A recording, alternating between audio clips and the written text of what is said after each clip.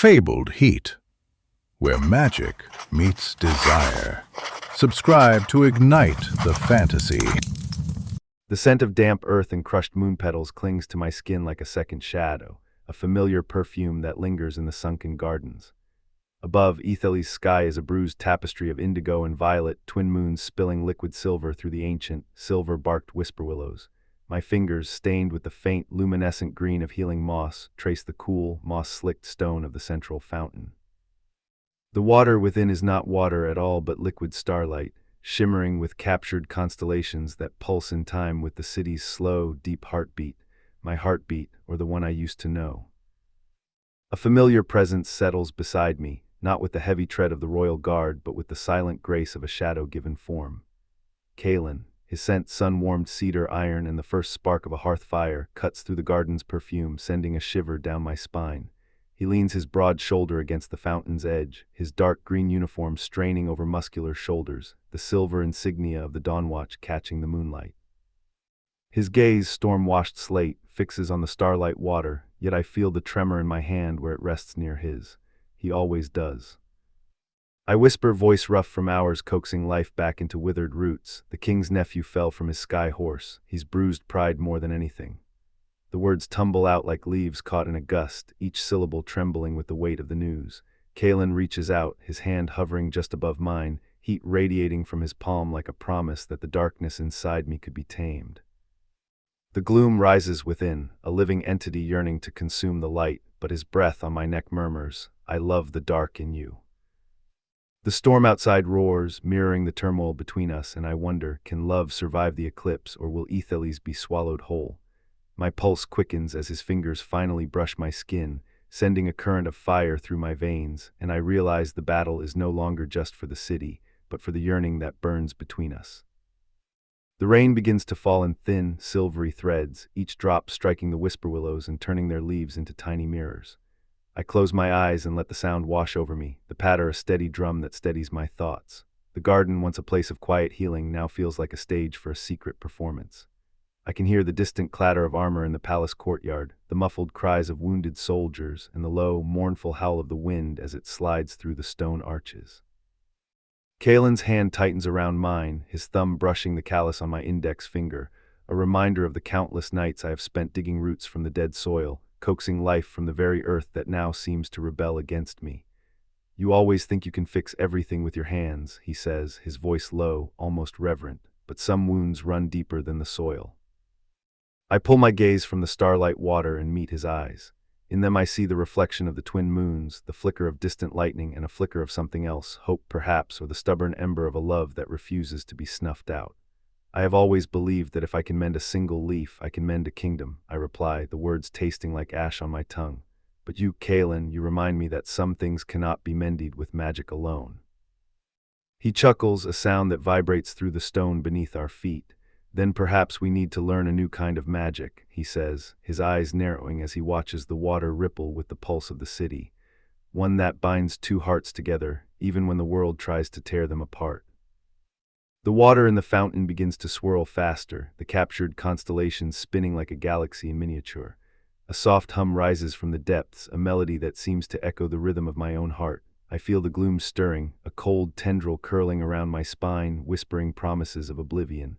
I push it back with a fierce breath, drawing on the warmth of Kaelen's presence.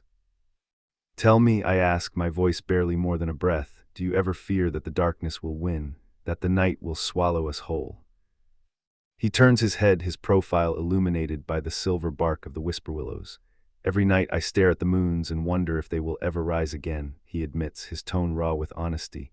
"But then I remember why I fight, not for the crown, not for glory, but for you. For the light you bring even when you think you are drowning in shadows." A sudden flash of lightning splits the sky, a jagged white spear that briefly turns the garden into a world of stark contrasts. In that instant I see the city beyond the walls, its towers, its bustling markets, its people huddled in fear as the storm threatens to tear them apart. I hear the distant clang of swords, the shouts of commanders, the sobs of mothers clutching their children. All of it converges into a single, overwhelming tide of sound that threatens to drown my thoughts. I squeeze Kaelen's hand tighter, feeling the callus of his palm, the steady beat of his heart against my own. "We cannot let the gloom win," I say, my voice gaining strength, We must become the storm that breaks it. He nods, his eyes blazing with a fierce determination that mirrors the lightning overhead. Then let us be the storm, he declares, stepping forward until his shoulder brushes the fountain's edge. The stone beneath his boots vibrates with the power of the ancient magic that courses through the garden. He lifts his other hand, palm open, and a soft, golden light spills from his fingertips, mingling with the starlight water. The water erupts in a cascade of luminous ribbons, each strand a thread of pure, untainted hope. The gloom recoils, its tendrils snapping back as if burned by an unseen fire. I feel a surge of energy flow through my veins, a warm current that pushes the cold darkness outward. My own magic, the healing moss that clings to my skin, begins to glow brighter, its green hue turning to a radiant emerald. Together, Kaelen whispers, his breath warm against my ear, we can turn this eclipse into dawn. I close my eyes, letting the sensations wash over me. The scent of rain-soaked earth, the taste of iron on my tongue, the sound of the storm's roar, the feel of Kaelen's hand anchoring me. In that moment, the world narrows to the space between us, a fragile bubble of light amidst the encroaching darkness. When I open my eyes, the garden has transformed. The whisperwillows glow with an inner light, their silver bark now pulsing like veins of moonlight. The twin moons, once distant and aloof, seem to draw nearer, their silver beams converging on the fountain.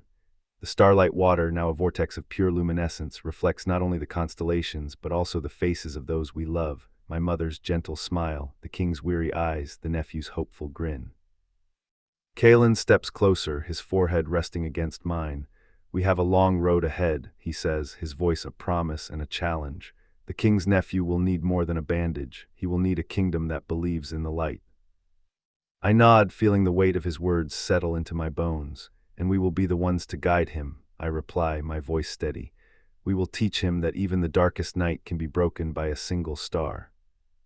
The storm begins to subside, the rain softening to a gentle mist that kisses the garden's leaves. The gloom, now a faint whisper, retreats into the shadows, its power diminished by the combined strength of our love and magic.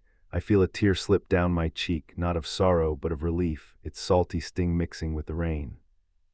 Kaelen brushes it away with his thumb, his touch sending a spark of electricity through my skin.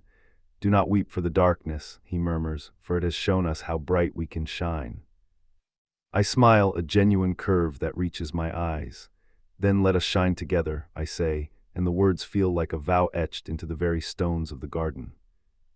We turn our backs to the fountain hand in hand and walk toward the palace gates. The path is slick with rain, but each step feels firm, as if the earth itself is supporting us. The city beyond the walls is a tapestry of shadows and light, of fear and hope. I can see the flickering torches of the guards, the hurried footsteps of messengers, the distant cries of children seeking shelter. As we approach the grand doors, a guard steps forward, his armor glinting in the moonlight. Sir Kaelen, Lady Arya, he bows, his voice reverent. The king awaits your counsel. I glance at Kaelen, his eyes reflecting the twin moons, his expression a mixture of resolve and tenderness. Then we shall not keep him waiting, he replies, his tone steady. Inside the throne room, the king sits upon a throne of obsidian, his crown heavy with the weight of a realm on the brink. His nephew, Prince Rowan, lies upon a plush cushion, his skin pale, his breath shallow. The court watches in hushed anticipation, the air thick with expectation. Kaelen steps forward, his presence commanding the room. Your Majesty, he says, the gloom has been weakened, but it is not yet vanquished. We must act swiftly with both magic and heart. The king lifts his gaze, his eyes weary yet hopeful. And what of the prince? He asks, his voice a low rumble. I kneel beside Prince Rowan, feeling the faint pulse of his life beneath my fingertips. The healing moss on my skin glows brighter, its emerald light seeping into his wounds. I whisper ancient words of restoration, each syllable a promise of renewal. The prince's breathing steadies, his color returning like sunrise after a long night. The court erupts in murmurs of awe, but I keep my focus on the task at hand. The gloom, though diminished, still lingers in the corners of the room, a dark mist that threatens to creep back. Kaelen raises his hand, and the golden light from his fingertips spreads across the chamber, forming a protective barrier. Together, I say, my voice resonating with the power of the garden's magic, we will banish the darkness and usher in a new dawn for Aethelis. The twin moons outside seem to pulse in agreement, their silver beams converging through the stained glass windows, bathing the throne room in a celestial glow. The gloom recoils, its tendrils snapping like brittle twigs under the weight of our combined light. In that moment I feel a surge of love so fierce it threatens to overwhelm me. It is not just love for Kaelen, but love for my city, for my people, for the future we are fighting to protect. The storm outside has ceased, leaving a calm that feels like the breath of the world itself. Kaelen leans in, his lips brushing my ear, his breath warm. "We have won this battle, Arya," he whispers, "but the war is far from over." I turn to face him, my eyes shining with unshed tears and fierce determination.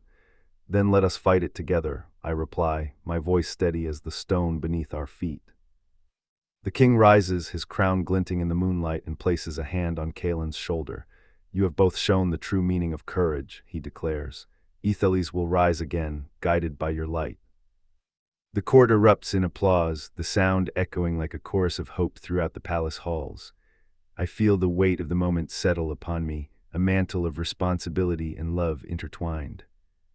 Later, as the night deepens and the city settles into a tentative peace, Kaelen and I find ourselves back in the sunken gardens. The whisperwillows sway gently, their leaves rustling like soft whispers of gratitude. The fountain's starlight water glows softly, a reminder of the battle we have fought and the love that has blossomed amidst the chaos. I sit on the moss-slicked stone, my back against the cool surface, and let the night air wrap around me like a blanket. Kaelen kneels beside me, his hand finding mine once more. "Do you ever wonder what would have happened if we had never met?" he asks, his voice tinged with curiosity. I smile, feeling the truth of his question settle like a seed in fertile soil. "I think the garden would still be beautiful," I reply, "but it would lack the song of two hearts beating as one." He chuckles, a sound that blends with the distant chirping of night insects. "Then let us make sure that song never fades," he says, his fingers intertwining with mine. The rain begins again, this time a gentle drizzle that kisses the garden's leaves, turning the world into a tapestry of glistening droplets. I close my eyes, inhaling the scent of wet earth, cedar, and the faint metallic tang of magic. The gloom is still there, a faint echo in the back of my mind, but it no longer feels threatening. It is a reminder of the darkness we have faced, a shadow that gives depth to the light. Kaelen leans his forehead against mine, his breath warm against my skin. "We will face many more eclipses," he murmurs, "but as long as we stand together, the dawn will always follow." I open my eyes, meeting his gaze, and see the future reflected in the twin moons above, an endless horizon of possibilities, of battles to be fought, of love to be nurtured. I squeeze his hand, feeling the steady rhythm of his pulse, a metronome that steadies my own. "Then let us walk this path," I say, my voice soft yet resolute, hand in hand, heart with heart, until the stars themselves bow to our love. The garden seems to sigh in approval, the whisperwillows rustling their silver leaves in a gentle applause. The starlight water ripples, sending tiny sparks of light dancing across the stone, each one a promise of hope. As the night deepens, we rise from the fountain's edge, our silhouettes framed by the moonlit garden. The city of Aethelis lies before us, a tapestry of light and shadow, waiting for the dawn we will bring together. We walk side by side, the rain now a soft mist that glistens on our skin, each step a testament to the love that has blossomed amidst war, magic, and darkness. The future is uncertain, but the certainty of our bond shines brighter than any star. And so, beneath the bruised sky of indigo and violet, with twin moons bearing witness, we step forward into the night, ready to face whatever eclipses may come, knowing that love, our love, will always be the light that guides us home.